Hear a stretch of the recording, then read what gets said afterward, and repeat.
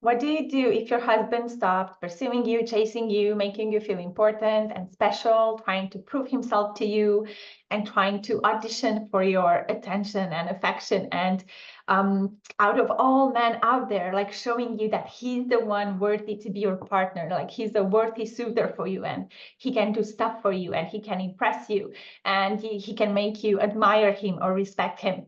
So this is what happens in most relationships. In the beginning, we have this polarity. So the man is the one who's pursuing for and chasing for attention and affection and trying to prove himself. With time, and mostly in relationships where there are children, the polarity gets reversed, and the woman is the one trying to impress and do stuff for her husband so she gets something in return. So there's an empty space in her. She doesn't feel loved. She feels needy and desperate. The more she tries, the more he pulls away, right? Because like this is not the correct polarity. The man gets repelled when a woman tries to please him. And simply, again, the woman is the one trying to pleasure the husband. The woman is the one trying to prove to him that let's save our marriage. Like, let me do this and this for you. Let me read a book. Let me do some skills and like learn some relationship skills and make you love me again and pursue me again. I see a version of this every day. I'll read something that I saw in a marriage support group. So the wife said that my husband pursued me. He came all the way to Canada to be with me in the beginning, right? So he always wanted me and he was head over heels for me. Right now, he's not the man I married. He isn't someone who wants me. He isn't the one who was crazy about me. He's a father, a really good person who loves me, but doesn't want me sexually. He's there if I'm more hurt or if I need anything, but doesn't grab me for no reason, doesn't touch me for fun, nothing. So what do you do when you have a situation like this, when the polarity is reversed? What I would first do with a wife in this situation is um, she's saying, right now, he's not the man I married. I would ask you, are you the woman he married? Because right then, like where you were when you were in the beginning, most probably you had, let's say, the power in the relationship.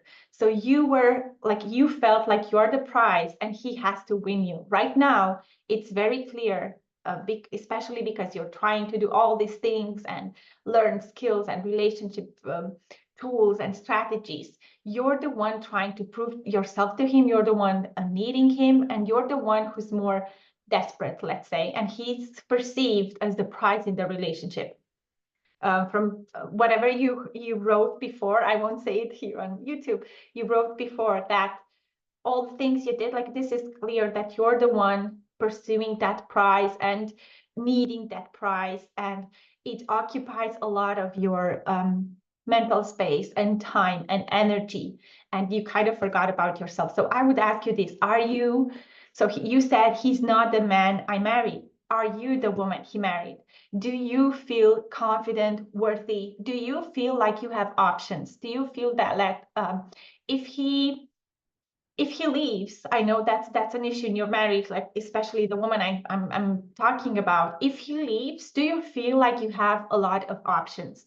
That any man, so like if he leaves you, another 10 men will get lucky, like that you are free, and they can now pursue you and chase you and win you over and offer you their house and their car and their attention and love to be with you. So do you feel this?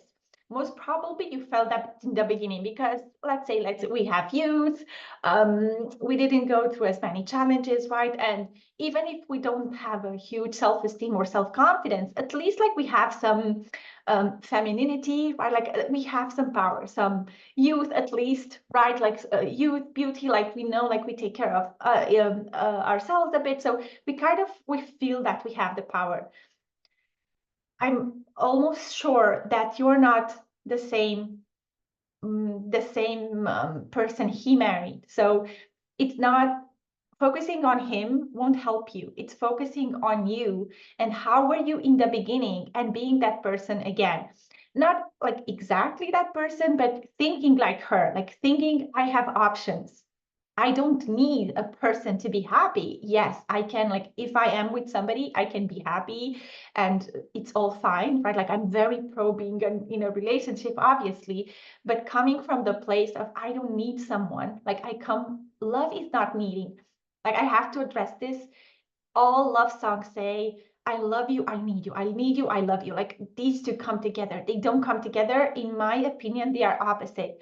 When you need somebody, like, you need them to make you whole. You need them to give you confidence and self-esteem, and for you to feel loved and okay and enough. If you need somebody's attention and affection and everything, it means you're not okay. Like, you're needy, desperate, you're in that relationship to get. You cannot truly love somebody when you want something from them. Pure love is just loving them like as they are, as they show up, and you coming from a place of I'm enough. I can be happy with or without him.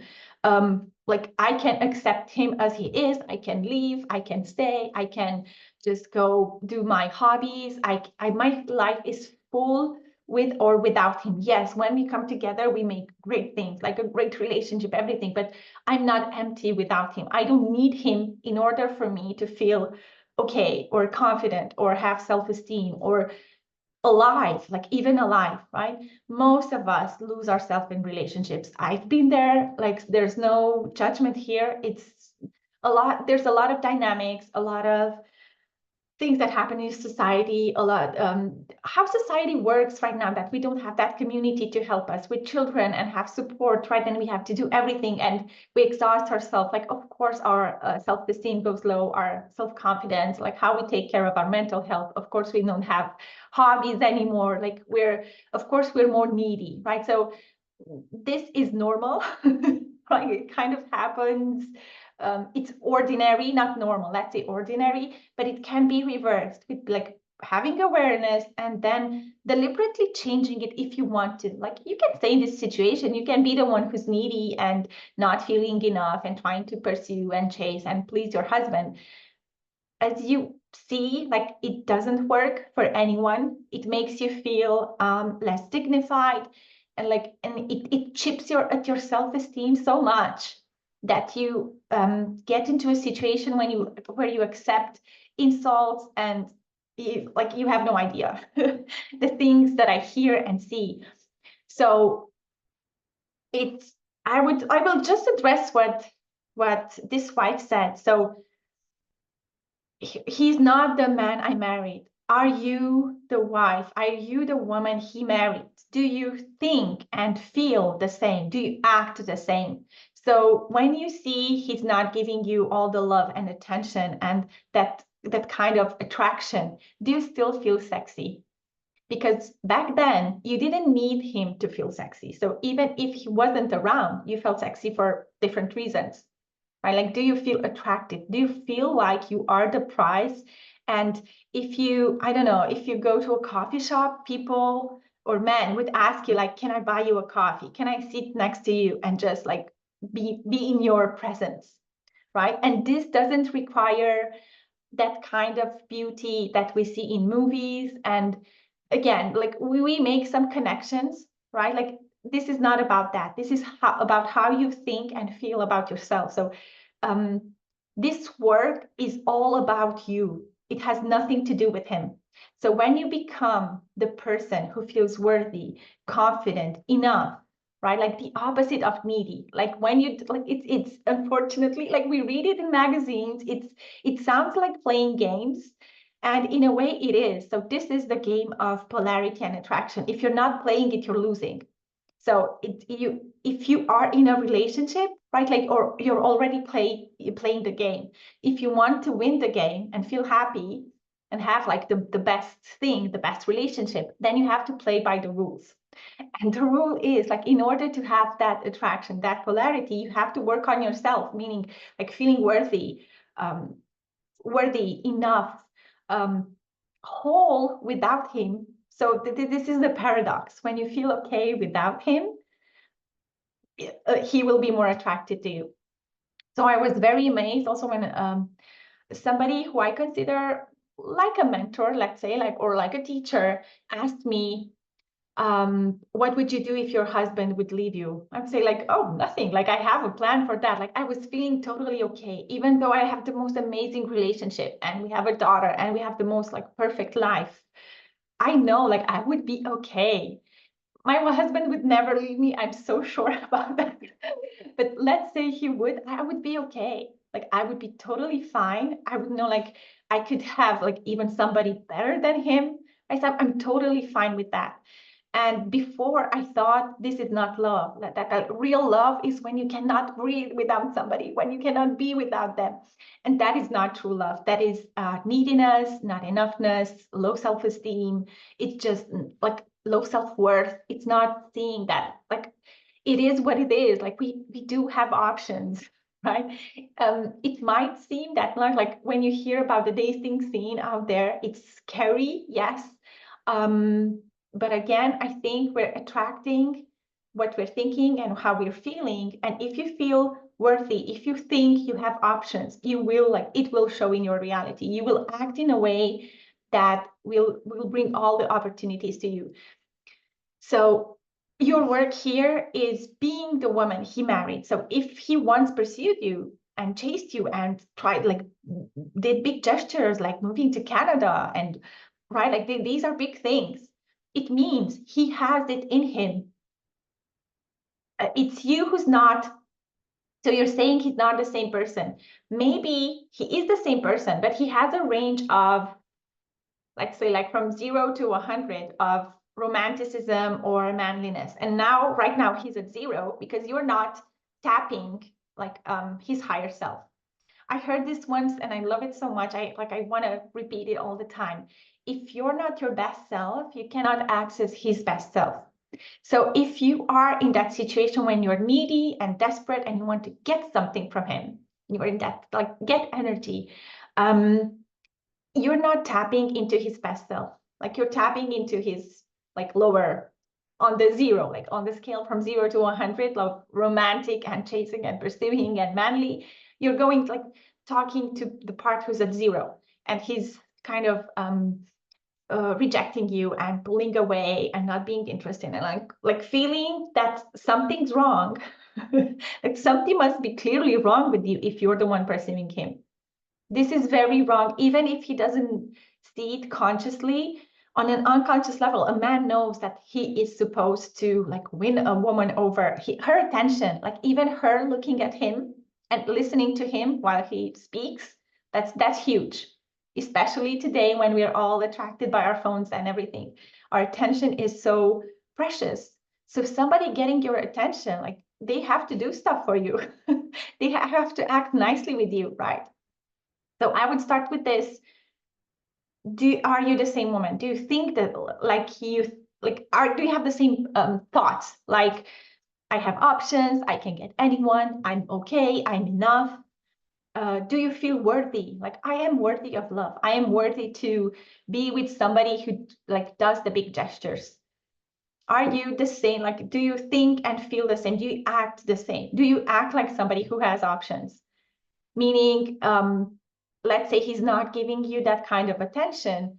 Do you feel deflated? Or do you know, like, I have all the options, even if he's not giving me attention, like I can leave anytime and somebody else would. Or people give me attention anyway when I go to just grocery shopping or shopping. Like I have a lot of attention from other people. I have my attention, right? Like I have love and attention from me. He's not the man. He isn't someone who wants me. How would you act? Are you somebody who wants you, who wants to spend time with you and do big gestures for you? Do you think you are worthy of that? So everything you said, reverse it. And I will invite like everyone who's watching this video, write down, what do you think about your husband? Like, he doesn't love me, he doesn't want me, he's not the same person, and reverse it. Are you the same person? Do you want you? Are you attracted to you? Do you want to spend time with you? Do you want to spoil you? Do you feel you're worthy? He isn't the one who was crazy about me. Are you crazy about you? Do you think you are somebody who people should be crazy about? Are you that person? Like, do you have hobbies? Do you have life in you? Are you like, do you feel like you're dead? Right? Like dead man walking, right? Like you're walking and functioning, but you're like dead. You don't have a life in you. Your relationship should take maybe 25% of your time and attention. If you're married, right? If you're not married, less. So if you're married, he should take 25% of your time and attention. Even when you're not together, you shouldn't be thinking about him. Your life should be so full, and you should be thinking about yourself and making yourself feel enough and whole, with other things, with your kids, with your work, with your hobbies. So much so that like people, you light something in you, and people want to spend time with you, are like naturally attracted to you. I always give this example, like imagine babies or puppies, right? Like when we see them, we naturally want to hug them and kiss them and be around them, and everyone like some jumping on the baby, like, oh my God, or the puppy. So that kind of attraction, like you can create it for yourself, right? Like when you feel whole, when you feel desirable and worthy, and when you know you have options, when you know you are somebody who people are crazy about, even if you don't see the signs like from your husband, you know, like you are somebody that are attractive and people should be crazy about because you're amazing. When you are that person, like you will see it in your reality too. So the work here is not getting him to do anything for you, like not even doing any strategies or skills or anything, just focusing on you, like self-reflection, and then making yourself feel alive and attractive. And look around you. It's very hard as a married woman, but look around you and see that men do look at you. It doesn't matter how you look. Like when you're having hobbies and you feel confident and have high self-esteem and have that like light in you, right? And when you walk naturally, femininely, like a woman, right? Like moving your hips like slowly left to right, you are already attractive to other men, right? That doesn't mean like if you observe people being attracted to you, like it doesn't mean anything, right? It's not like you're cheating, but you can turn on your awareness and see that you have options. No matter how you look like, if you have that feminine light in you, like meaning I know I'm enough, I know I'm worthy, I'm worthy for people to like for men to chase me, I would find a husband whenever. Like this would make you, it almost sounds like I don't know, like not needing your husband, that you don't love him. Again, if you don't need your husband, then you can truly love him. Then you can truly see him because you're not trying to get anything from him. When you don't feel enough and you're feeling needy and like you need him, you're only focused on you, like trying to fulfill that need and get something from him, right? You cannot truly see him and see the best parts of him because you're in, it's like you're hungry or very thirsty. You can only see that. You can only think about you. You cannot think about others or just be, actually, just be. You cannot truly love somebody if you need them. This is the realization I had this weekend. I was thinking about this and hearing in all the songs, I love you, I need you, I love you, I need you. Like there's every love song, like these two are put together. And I also thought that there was this saying that don't marry somebody you can live with, marry somebody you cannot live without. Like, no, actually, that's not true love.